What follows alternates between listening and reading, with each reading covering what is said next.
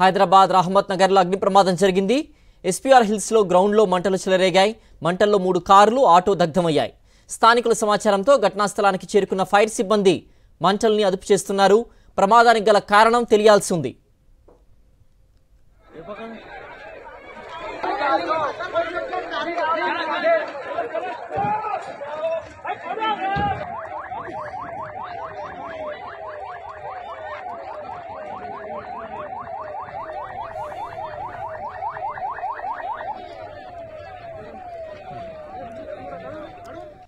స్థానికుల సమాచారంతో ఘటనా స్థలానికి చేరుకున్న ఫైర్ సిబ్బంది మంటల్ని అదుపు చేశారు.